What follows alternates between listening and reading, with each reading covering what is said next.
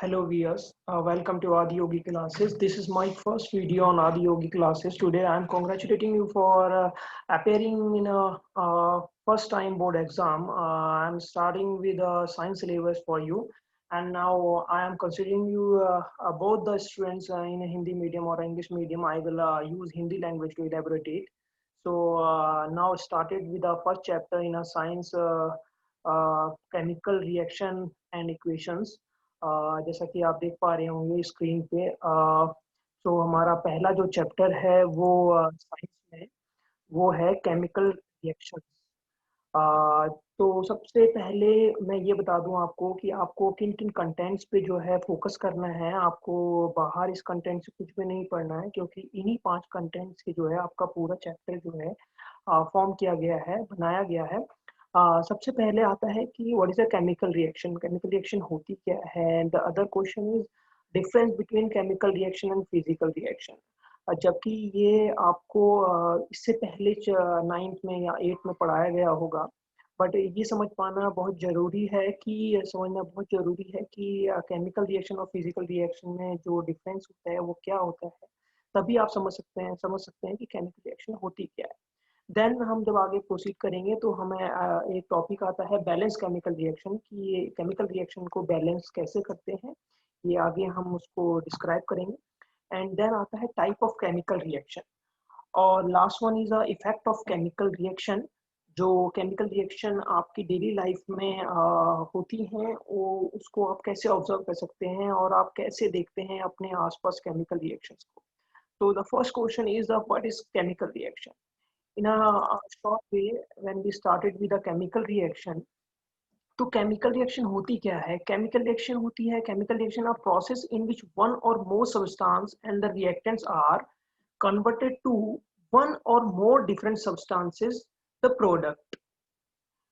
जैसा कि आप स्क्रीन पे देख पा रहे होंगे कि इसकी डेफिनेशन कहती है कि एक या एक से ज्यादा सब्सटेंसेस या रिएक्टेंट्स जो कन्वर्ट होते हैं और बनाते हैं एक या एक से ज्यादा सब्सटेंस या बनाते हैं प्रोडक्ट। फॉर एग्जांपल अगर मैं आपको डेली लाइफ में बताऊं तो घर में जब आपके खाना बनता होगा तो आप देखते होंगे कि खाना बनने से पहले आप बहुत सारी चीजें जो इंग्रेडिएंट्स जो होते हैं वो यूज करते हैं। वेजिटेबल्स हो गई, आप आपके घर में जैसे सॉल्ट यूज करते हैं, फ्यूल यूज करते हैं। तो आप देखते होंगे कि आपके लिए रॉ मटेरियल जैसे वेजिटेबल्स वगैरह हैं, आपकी रॉ मटेरियल्स है जिन्हें रिएक्टेंट्स बोल सकते हैं हम, क्योंकि ये वेजिटेबल्स जब आपस में मिलती हैं तो रिएक्टेंट्स की तरह रिएक्ट करती हैं। एंड फ्यूल जो होता है वो इग्नाइट करता है, एज ए कैटलिस्ट काम करता है। कैटलिस्ट आगे जाके मैं आपको बताऊंगा कैटलिस्ट क्या होता है। But main thing is reactant क्या होते हैं। रिएक्टेंट वो होते हैं जो मिल के या टूटने के बाद एक नया सब्सटेंस या नया प्रोडक्ट प्रोड्यूस करते हैं या बनाते हैं, जिनको हम प्रोडक्ट कहते हैं। इसको हम केमिकल रिएक्शन कहते हैं। केमिकल रिएक्शन किसी दो चीज का मिलना या किसी एक सिंगल प्रोडक्ट सब्सटेंस का टूट जाना और किसी दूसरी चीज में कन्वर्ट कर दे हो जाना, जिसको हम जो रिएक्शन इरिवर्सिबल हो। इरिवर्सिबल मीन्स जो बैक नहीं आ सकती है, बैक उसी पोजीशन में नहीं आ सकती है। इस टाइप की जो रिएक्शंस होती हैं वो केमिकल रिएक्शंस होती हैं। Okay, next thing is substance और आइदर केमिकल एलिमेंट और कंपाउंड। ये कह रहे हैं कि जो सब्सटेंस फॉर्म हो रहे हैं या वो जो रिएक्टेंट्स में हमें लिए गए हैं वो जरूरी नहीं है, वो केमिकल एलिमेंट भी हो सकते हैं और कंपाउंड्स भी हो सकते हैं। मतलब सिंगल एलिमेंट भी हो सकता है और कंपाउंड भी हो सकता है। आई थिंक एलिमेंट्स और कंपाउंड में ऑलरेडी आपको मतलब 9th या 8th में आपको पढ़ा दिया गया होगा कि एलिमेंट्स और कंपाउंड्स क्या होते हैं। एलिमेंट्स जो होते हैं वो सिंगल, जैसे कि आपने आयरन, कॉपर, जब सिंगल फॉर्म में होते हैं तो उनको एलिमेंट्स कहते हैं। जैसे कि आपने सुना होगा कॉपर ऑक्साइड, आयरन सल्फेट, ये सब कंपाउंड्स होते हैं। Okay, third point is chemical reaction rearrange the constituent atom of the reactant to create different substance as a product। ये कह रहा है कि chemical reactions जो होती हैं वो रीअरेंज करती हैं एटम्स को। किसके एटम्स को? रिएक्टेंट्स के एटम। रिएक्टेंट्स के एटम को रीअरेंज करके वो एक नया प्रोडक्ट या नया सब्सटेंस फॉर्म करती है, जो रिएक्टेंट्स के एटम को कोलैबोरेट करने के बाद फॉर्म होता है। मतलब अगर मैं इजी वे में बताऊं तो जैसे कि आपके घर में वेजिटेबल्स होती हैं, जब आप उनको मिलाते हैं और उनको हीट अप करते हैं तो उनके अंदर जो एटम्स होते हैं वो अपने स्ट्रक्चर को चेंज करते हैं, एंड देन जो लास्ट में प्रोडक्ट आपको निकल के आता है वो आप देखते हैं बिल्कुल डिफरेंट टाइप का होता है। जैसा कि वेजिटेबल आपकी स्टार्टिंग में थी वो वैसा नहीं होता है, क्योंकि उसमें हमने फ्यूल और इंग्रेडिएंट्स और उसके जो एटम का इंटरनल स्ट्रक्चर है वो हमने चेंज कर दिया है। हाँ, अब आप कहेंगे इंटरनल स्ट्रक्चर चेंज कैसे होता है, तो ये भी मैं आपको बता देता हूँ, क्योंकि साइंस आपको याद नहीं करनी है, इसमें थोड़ा सा क्रिएटिविटी ऐड ऑन करनी है। जैसा कि आपको पता है कि जब हम वेजिटेबल्स वगैरह, जैसे हम अपने घर में सब्जी वगैरह बनाते हैं या कुछ भी चीज़ है, कोई भी रिएक्शन होती है तो उसको टेम्परेचर की नीड होती है। मैं आपको एनसीईआरटी पे ले जाता हूँ इस टॉपिक को समझाने के लिए। जैसा कि आप देख पा रहे होंगे, just a minute, give me a second. हमें हमें यहाँ जैसे आप देख पा रहे होंगे कि हमें क्या-क्या केमिकल जब रिएक्शंस होती हैं, तो हमें 4 पॉइंट्स ऐसे होते हैं जिनमें चेंजेस देखने को मिलते हैं। Change in state, change in colour, evolution of gas, change in temperature. कहते हैं कि जब केमिकल रिएक्शन होती है तो स्टेट भी चेंज हो सकती है। फॉर एग्जांपल, जैसे आइस को आप एक जब वाटर को आप अपने फ्रीजर में रखते हैं तो वो सॉलिड में कन्वर्ट हो जाता है। It means liquid change into solid. And जब आप उसको हीट अप करते हैं वाटर को तो वो स्टीम में चेंज होता है, मतलब liquid change into gas. Okay, ऐसे ही केमिकल रिएक्शंस में टेम्परेचर चेंज होने की वजह से स्टेट चेंज होती है। Change in colour, colour change होता है।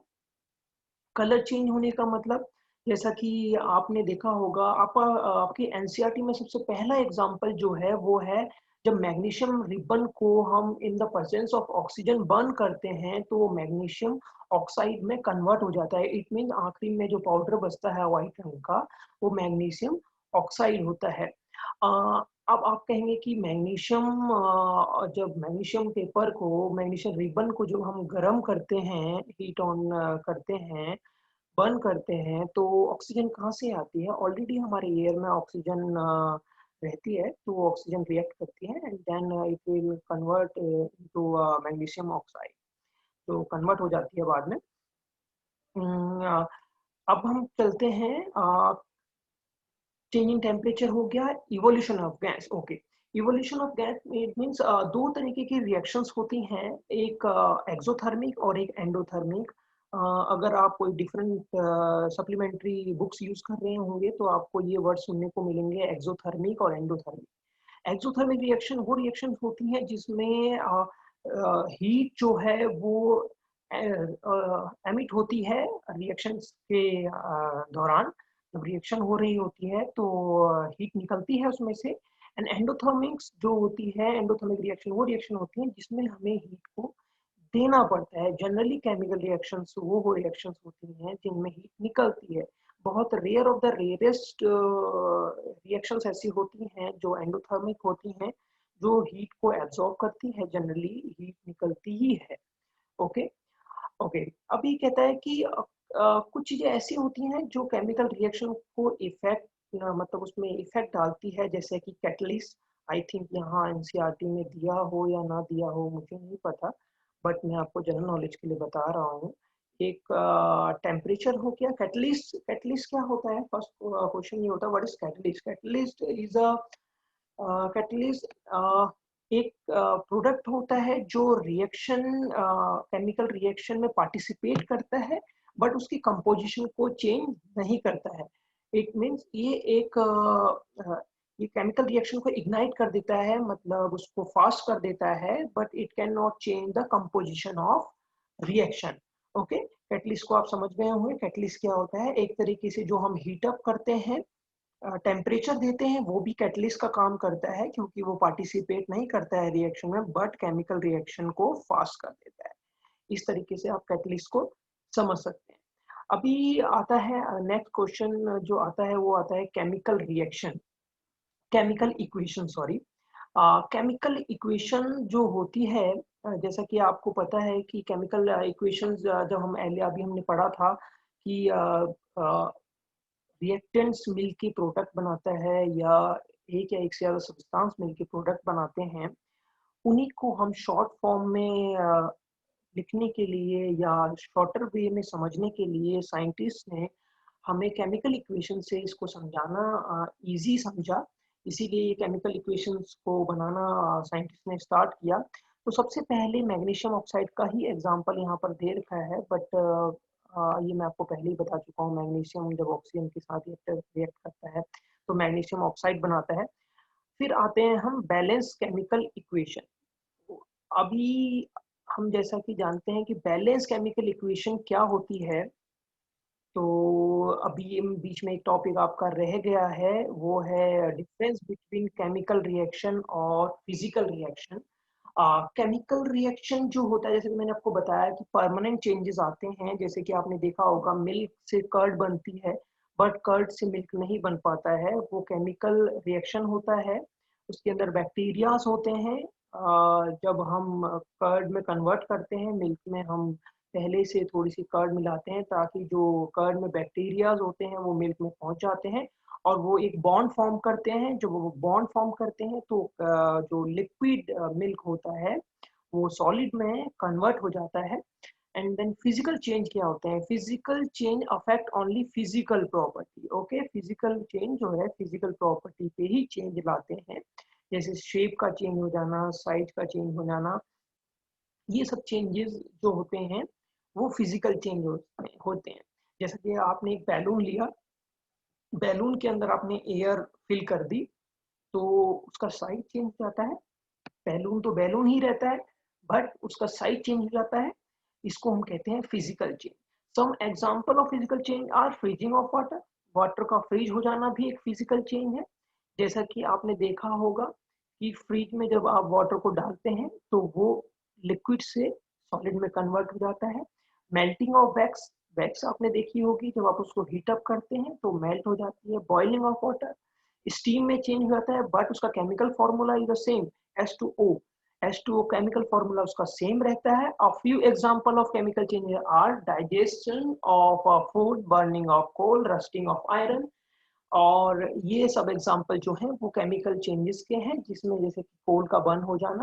कोल का बर्न जब हम कोल यूज करते हैं जनरली आपको घर में बताया जाता होगा कि जब घर में आप कोल जलाते हैं तो विंडोज ओपन रखनी चाहिए। क्यों? क्योंकि जब कोल लाते हैं तो वो कार्बन की फॉर्म में होता है। जब कार्बन को हीट अप करते हैं in the presence of air, तो कार्बन जो होती है वो कार्बन डाइऑक्साइड में चेंज होती है। बट जब आप डोर को क्लोज कर देते हैं तो ऑक्सीजन की कमी से, ऑक्सीजन के अब्सेंस में या लिटिल बिट ऑक्सीजन होने की वजह से या ऑक्सीजन के कम होने की वजह से वो कार्बन डाइऑक्साइड कार्बन मोनोऑक्साइड में कन्वर्ट होने लगती है।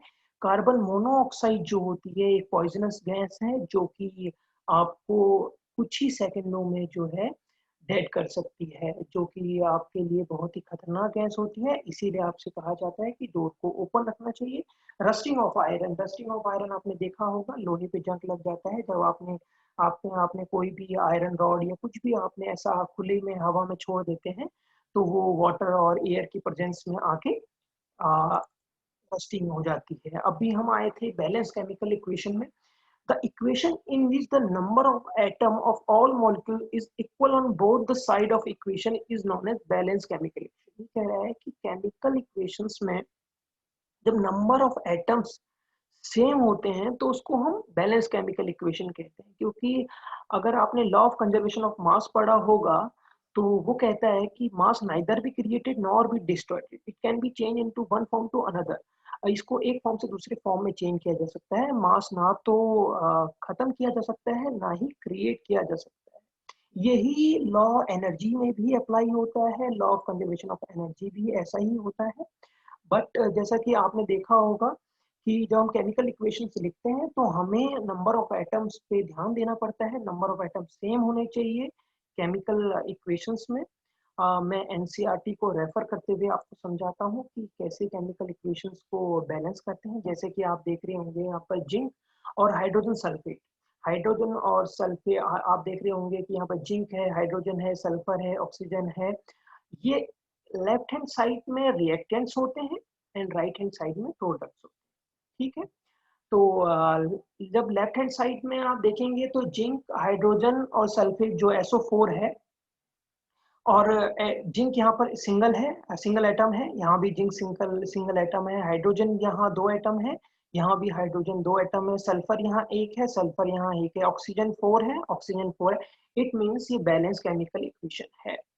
तो हम स्टार्ट करते हैं जो इक्वेशन बैलेंस ना हो, जैसे कि यहाँ देखिए, आयरन जब वाटर के साथ रिएक्ट करता है, जब आयरन वाटर के साथ रिएक्ट करता है तो आयरन ऑक्साइड बनाता है Fe3O4 प्लस H2 और हाइड्रोजन गैस रिलीज करता है। तो सबसे पहले हम एक टेबल बनाएंगे जिसमें हम एलिमेंट, जितने भी एलिमेंट्स हमारे रिएक्टेंट्स में होंगे और प्रोडक्ट में होंगे वो सेम ही होंगे। तो हम यहाँ एलिमेंट्स लिख लेंगे एक साइड में, and then number of atom in reactants, number of atom in products. Okay, तो अब हम इसको मैच करेंगे। पहले हम रिएक्टेंट्स का लिखेंगे, यहाँ 1 एटम है आयरन का, हाइड्रोजन का 2, ऑक्सीजन का 1, और बट यहाँ 3 2 4। अब हमें एक एक करके ये मैच करने हैं। हमें इसको 3 लाना है, ये ऑलरेडी 2 है, और ये 1 है तो हम इसको 4 लाना है। तो फर्स्ट हम सबसे पहले क्या करेंगे कि हमने क्या किया, हमने इसको 4 से मल्टीप्लाई कर दिया। क्यों 4 से हमने इसको इसलिए मल्टीप्लाई किया क्योंकि यहाँ ऑक्सीजन 4 था। ओके, हमें 4 ऑक्सीजन चाहिए थे, मतलब 4 एटम ऑक्सीजन के चाहिए थे, तो हमने इसको 4 से मल्टीप्लाई कर दिया। तो यहाँ 4 एटम ऑक्सीजन के हो गए, यहाँ भी 4 एटम ऑक्सीजन के हो गए। बट आप देखेंगे तो 4 2 जा 8, हाइड्रोजन 8 हो गया, तो इट मीन्स यहाँ भी हमें 4 से मल्टीप्लाई करना पड़ेगा। हमने यहाँ भी 4 से मल्टीप्लाई कर दिया। अब देखिए यहाँ पर एक ही एलिमेंट ऐसा रह गया जो अनबैलेंस है, वो है आयरन। अब आयरन यहाँ 3 है और यहाँ 1 है, तो हम इसके आगे प्रीफिक्स 3 लगा देंगे, और 3 जब हमने लगाया तो ये 3Fe4H2O, Fe3O4 प्लस 4H2, ये एक बैलेंस इक्वेशन है आपकी। यही आपको एग्जाम में पूछा जाता है। आपको बैलेंस इक्वेशन का एग्जाम्पल देना पड़ेगा। फॉर एग्जाम्पल ये ले लीजिए, और भी बहुत सारे एग्जाम्पल हैं। अगर आपको और भी एग्जाम्पल चाहिए हो तो आप कमेंट बॉक्स में आप मुझे कमेंट कर दीजिएगा, मैं आपको और एग्जाम्पल भी दे दूंगा। बट ये बहुत इजी एग्जाम्पल है और आपको समझना पड़ेगा। इक्वेशन वहाँ एग्जाम में दी जा सकती है, उसको बैलेंस करना होगा। अगर आपको बैलेंस इक्वेशन में कोई भी कंफ्यूजन हो तो आप मुझे बताइएगा, मैं एक वीडियो इस पर भी आपके लिए बना। अभी नेक्स्ट टॉपिक मैं आपको एक एनसीईआरटी में बहुत अच्छा एग्जांपल यहाँ पर दे रखा है। देखिए फोटोसिंथेसिस का। फोटोसिंथेसिस आपने सुना होगा, प्लांट्स अपना फूड बनाते हैं फोटोसिंथेसिस करके। तो अभी carbon dioxide and water, plant need carbon dioxide and water to photosynthesis. So sunlight and chlorophyll act as a catalyst जो मैंने आपको बताया कि कैटलिस्ट जो होता है वो पार्टिसिपेट करता है लेकिन कंपोजिशन को चेंज नहीं करता है। ठीक है, तो कार्बन डाइऑक्साइड एंड वाटर मिलके ग्लूकोज बनाते हैं, ऑक्सीजन रिलीज करते हैं जो हम यूज करते हैं, और वाटर रिलीज करते हैं in the form of evaporation. जब इवोपरेशन होती है तो H2O वाटर रिलीज होता है, और जो एक्सेस वाटर होता है वो रिलीज हो जाता है प्लांट से। और ग्लूकोज जो होता है वो फूड की फॉर्म में, जो आपने सुना होगा फॉइलम, फॉइलम के थ्रू जो है प्लांट्स के डिफरेंट पार्ट्स तक जो है वो सर्व कर दिया जाता है। और इससे जो है प्लांट्स का फूड ग्लूकोज बनता है और वो ऑक्सीजन हमारे लिए रिलीज होती है। इसी तरीके से जो हम कार्बन डाइऑक्साइड छोड़ते हैं वो यूटिलाइज कर दी जाती है प्लांट्स के थ्रू। इसीलिए आपको भी प्लांट्स जो है लगानी चाहिए ताकि और ऑक्सीजन जो है हमारे प्लेनेट को मिल पाए। और नेक्स्ट टॉपिक है टाइप ऑफ केमिकल रिएक्शन, जो कि हम नेक्स्ट वीडियोस में देखेंगे। अभी के लिए थैंक्स, और thanks for looking this video, and comment कीजिएगा जैसा भी आपको कोई भी कंफ्यूजन हो इस चैप्टर से रिलेटेड। एंड नेक्स्ट चैप्टर में हम types of chemical reaction broad में पढ़ेंगे। Thank you so much. Okay, bye.